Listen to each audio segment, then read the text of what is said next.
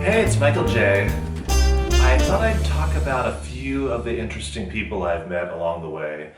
I was recently thinking about, I forget what made this come back to me. There was a particular reason. I think somebody posted something on Facebook that was a film clip of the Nicholas brothers doing this awesome tap dance. And if you don't know, the Nicholas brothers were a dance team. They were African American. They, as teenagers, got their start at the Cotton Club in Harlem. And they were in Broadway musicals as teenagers in the 1930s. And then they came to Hollywood as young men and were featured in the movies through the 1940s. In 1991, when I was a directing intern at the Sacramento Music Circus, well, somewhere during the summer, while it was in progress, all of a sudden, the picture of Harold Nicholas, the shorter Nicholas brother of the team, started appearing in the ads.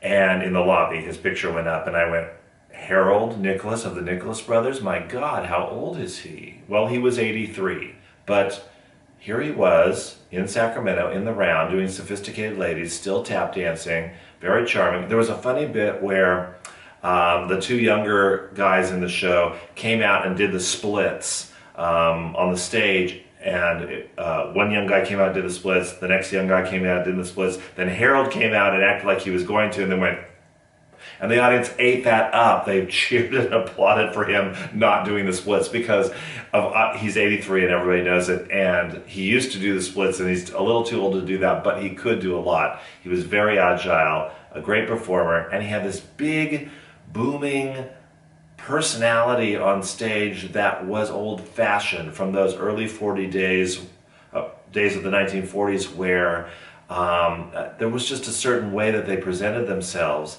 and he was still doing that. And then off stage, he was a completely different person. And I thought that was so interesting. I mean, I didn't have that many conversations with him. I was a little afraid to talk to him or to bother him, but I did have some casual conversations with him. I mean, mostly I instructed him on where he asked me where he could get a decent cappuccino.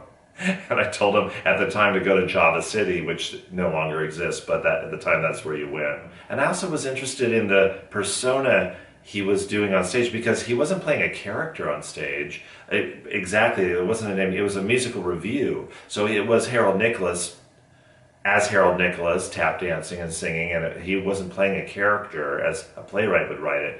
So I was interested in that he was doing a show business type of character that was the stage version of Harold Nicholas versus off stage he was such a different, quiet, unassuming person with a different tone to his whole being.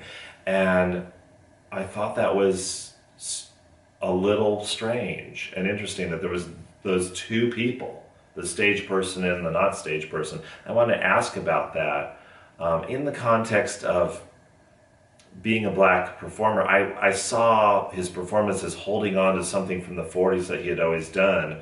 And maybe that's all it was, but that persona in a way has been criticized by some as being a kind of white man standard for black performers. And at least that's what I was learning about in college at the time.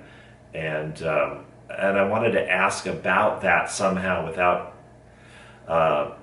being insulting in any way. I was so worried about not being politically correct or accidentally suggesting the wrong thing or insulting the man because I admired him so much that I didn't talk to him about it. And I wish I had. I wish I had found a way into that conversation because there was my opportunity with this great, great person of show business.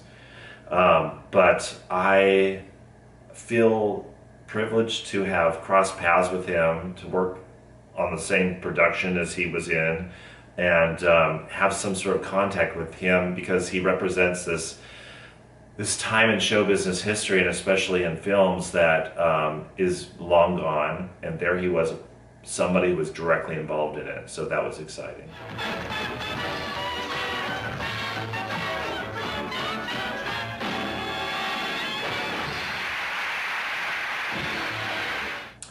Another person, because of the music circus, that I came in contact with was Donna McKechnie. She won her Tony Award for originating the role of Cassie in A Chorus Line. And I had seen her do Sweet Charity in Lake Tahoe in an edited down 90-minute version. And I had seen her before that in Annie Get Your Gun at the American Conservatory Theater in San Francisco, and knew who she was, of course. So we were doing Sweet Charity at the Music Circus, and I was, again, the assistant to the director. Glenn Cassell was the director, and he said, go out with Donna and run lines. Well, Donna didn't need any help running lines, exactly. She knew the role, and what was going on was that she knew the role as a revival version with Debbie Allen, which had different cuts and things in it, and she had gone into that production at some point. And so when she came to this production, we had the original script, which didn't have her cuts, and she didn't want to learn the lines that were in the script. Well, whatever, I don't know how the conversation went, but it was decided that anything that Donna wasn't used to saying, we would cut out of the script. And which caused all of the other actors who came here to do the show to have to relearn their parts. And this was a problem. And so I was out there running lines with her and whoever the person was in her scene who needed to relearn the script with the cuts. Anyway, I'm rehearsing with them. And really it's for him because of the cuts in the script, right? And so we're going through it, and I'm reading the part of the waiter. And the waiter's saying monsieur, right? And I'm reading it monsieur, like a dork. I know better, but I'm phonetically reading it because I'm sitting here just trying to concentrate, and I have these two people, and one of them's Donna McKechnie sitting there,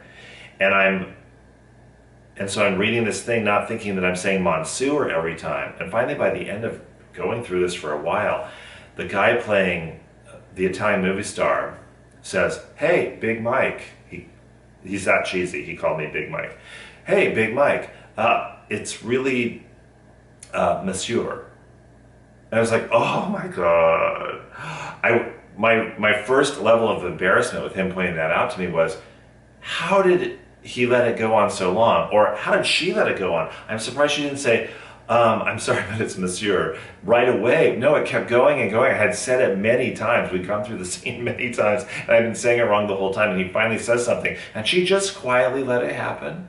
She didn't blink an eye. She just accepted my line reading and she was kind of classy in that way. She didn't want to, obviously, make fun of it or point it out, and maybe it would embarrass me. I don't know, but she didn't say a word. And I know she knew how it was supposed to go. Years later, I'm living in New York. I don't know what it is, 10 years later, at least, probably. And I'm in a rehearsal hall, rehearsing a one-act play. And down the hall, there's a review of Jerry Herman songs that's being rehearsed for the York Theater. And Donna McKechnie is in it. And we could hear them singing and stuff, and I heard her voice in there. I knew she was there. I didn't know who everybody was, but I recognized her voice. And then I saw her in the hallway when I was walking through the hallway, and she was sort of stretching out and checking her bag and just sort of being an actor in the hallway, like actors are in hallways of rehearsal studios. And there she is, just like anybody else, in her rehearsal gear and doing whatever you do in the hallway.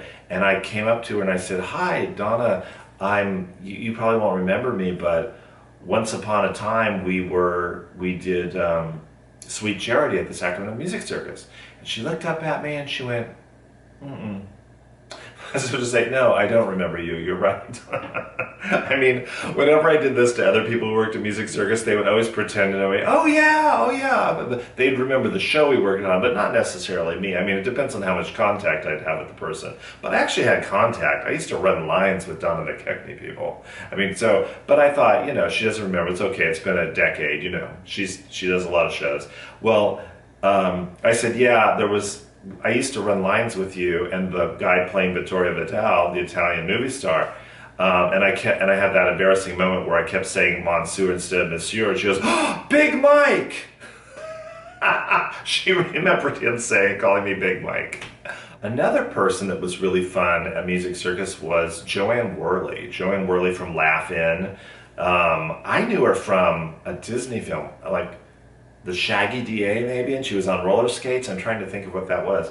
But, and TV variety shows and stuff. So I knew her, and she came in to do Hello Dolly, and she was so great. She was loud and always turned on, and knew her role. She had played Dolly a lot of times. In fact, she had understudied Carol Channing at some point for a while, and really knew it. And she had all of her own bits that she would do. And one of my favorites was the eating scene at the Harmonia Gardens. She wanted the, I don't know, what was it, the giblets or something? Then she says, lighter than air they are, is the line. Well, she had the props people make out of tissue paper, little round circles, sort of folded and crumpled up so they had some mass to them. And then so there's this pile of little pieces of tissue paper, and she'd take the fork and the spoon and go, lighter than air they are, and they'd flutter up and flutter down slowly. I thought, okay, now we're going into theater of the absurd, but it was funny. And then she had another bit where she was, and since it was in the round, they put the table for her to sit with Horace Van de Gelder, and that eating scene in the center of the stage. And she had a bit where she took off the big feathered headdress and she put it down in front of them and sort of blocked their ability to see each other and have a conversation. And then she peeked through it like this. And it would close like this to see them. Very funny. Another time we were in the rehearsal hall, and there's a window way up that is the tech booth for Sacramento Theater Company, and these shutters open, and there's an office up there, and it's where they run the tech when this rehearsal hall is transferred into a theater. Well, anyway, she'd poke out of there like a cuckoo clock and make some sort of crazy comment, or just go whoa, like she would do. Can you sing? And we'd be in rehearsal, and she'd just do that, and everybody would stop and laugh, you know. I remember Glenn says, I love her, but sometimes I just want to turn her off.